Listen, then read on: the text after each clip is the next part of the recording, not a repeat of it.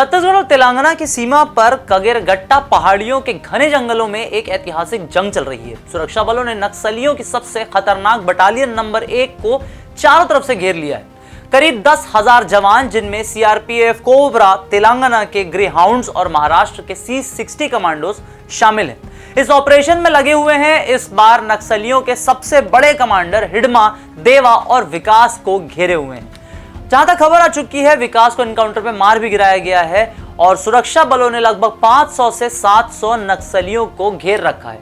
तो नक्सलियों में दहशत फैल गई है। इसी डर से नक्सलियों ने शांति वार्ता की पेशकश भी रखी है। उनके उत्तर पश्चिम बस्तर ब्यूरो के प्रभारी रुपेश ने एक प्रेस नोट जारी कर ऑपरेशन कागर को रोकने की मांग की है। इस नोट में कहा गया कि अगर सरकार ऑपरेशन 1 महीने के लिए रोक दे तो नक्सली बातचीत के लिए तैयार है।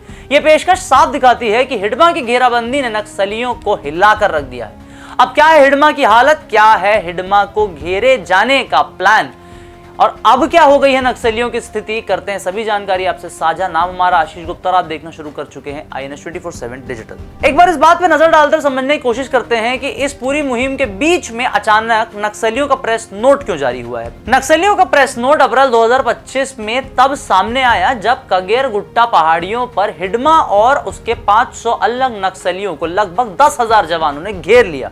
नक्सलियों के उत्तर पश्चिम बस्तर ब्यूरो के प्रभारी रुपेश ने यह नोट जारी किया, जिसमें ऑपरेशन रोकने और शांति वार्ता की अपील की गई थी।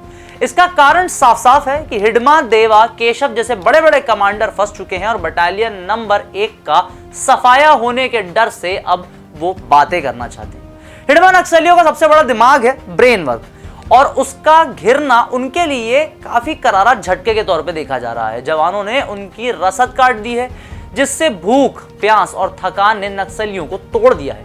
हेलीकॉप्टर, ड्रोन और मशीन गनों से लैस जवान हर कदम पर नजर रखे हुए हैं। नक्सलियों के बंकर और बारूदी सुरंग भी अब बेकार हो रहे हैं ड्रोन्स की मदद से, और साथ ही साथ जवानों की एक खास यूनिट इन्हें हटा रही है। इस हालत में नक्सलियों को आत्मसमर्पण या मौत के सिवा कोई रास्ता दिख नहीं रहा। प्रेस नोट उनकी हार की निशानी है, क्योंकि हिडमा जैसे नेता के बिना उनका नेटवर्क पूरी तरह से बिखर जाएगा।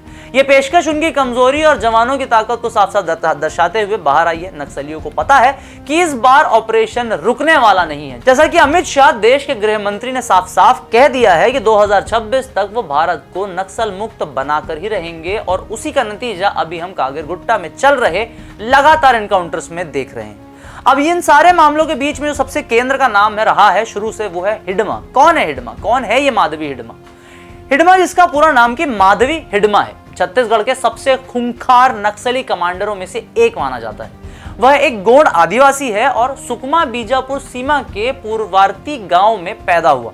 हिडमा ज्यादा पढ़ा लिखा तो नहीं है, लेकिन जंगल की हर गली, नदी, पहाड़ी से काफी वाकिफ है। मतलब गुरिल्ला वॉरफेयर का एक तरह से मास्टर कहा जा सकता है। 16 साल की उम्र से वह नक्सलियों में शामिल हो गया और जल्द ही People's Liberation Guerrilla Army PLGA का बटालियन नंबर 1 का कमांडर बन गया। अब वह CPI यानी कि communist party of India but माओवादी की सेंट्रल कमेटी का सदस्य है, जो उसकी ताकत को दिखाता है। हिडमा ने 2010 के ताड़मेटला हमले में 76 CRPF के जवानों को मारने और 2013 के झीरम घाटी हमले की साजिश रचने में अपना योगदान दिया था। उस पर 45 लाख का इनाम है। कागेरगुट्टा पहाड़ियों पर अप्रैल 25 में 10,000 जवानों ने उसे घेर रखा है, जिसके बाद नक्सलियों के अंदर एक डर पैदा हो गया है और उस डर के चलते वो सरकार से बातचीत करना चाहते हैं। हिडमा का डर इतना है कि गांव वाले उसका नाम लेने से भी कतराते हैं। उनकी चालाकी और जंगल की समझ ने उसे नक्सलियों का मिथक बना दिया है, मिस्टीरियस लेजेंड। वह अपने 250 से 300 हथियारबंद नक्सलियों के साथ जंगल में छिपकर हमले करता है। हिडमा का घेरा जाना नक्सलियों के लिए एक बड़ा झटका है और इसलिए उनके जो प्रभारी रुपेश हैं, वो प्रेस नोट जारी करके सरकार से अब शांति वार्ता का रिक्वेस्ट कर रहे हैं। अब एक बार देखते हैं कि हिडमा ने आखिर अपना पूरा साम्राज्य बनाया कैसे। हिडमा ने बस्तर, सुकमा, बीजापुर और दंतेवाड़ा में नक्सली गतिविधियों को बहुत ही चालाकी से संगठित किया। उसकी बटालियन नंबर 1 में 250 से 300 हथियारबंद नक्सली तैनात रहते थे, जो कि कई किलोमीटर के दायरे में फैले हुए होते थे। वह जंगल में बंकर बनाकर हथियार और बारूद जमा करता था। हिडमा की रणनीति थी घात लगाकर हमला करना, बारूदी सुरंग बिछाना और जवानों को जाल में फंसाना। उसने गांव वालों से जबरन खाना, पैसा, भर्तियां, दवाई, कार्रवाई सब कुछ का इंतजाम करवाया, जिससे उसका नेटवर्क बहुत मजबूत हुआ।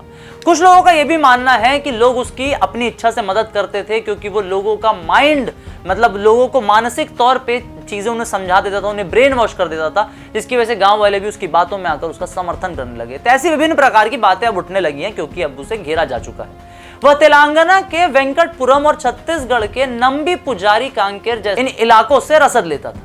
हिडमा ने 2008 के नयागढ़ हमले और 2021 के टेकलगुड़ा हमले जैसी बड़ी वारदातों को अंजाम दिया। उसकी कमान में दंडकारण्य स्पेशल जोनल कमेटी और सेंट्रल कमेटी के बड़े कैडर काम करते हैं। अप्रैल 2025 में काकरगुट्टा पहाड़ियों पर जवानों ने उसकी सप्लाई चेन काट दी और उसे घेर लिया था।